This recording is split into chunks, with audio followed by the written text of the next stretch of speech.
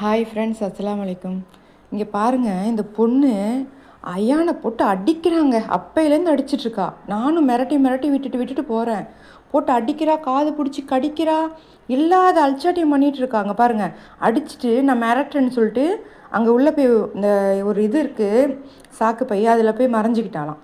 நான் மறைஞ்சிட்டு போய் கேட்குறேன், ஏன் இந்த மாதிரி அவனை அடிச்சுட்டே இருக்க காலையிலேருந்து, உனக்கு என்ன பிரச்சனை அப்படின்ற. என்னையே அடிக்க வராங்க அவள். அங்கே பாருங்களேன், சரியான ரவுடி பொம்பளையாக இருக்கிறா.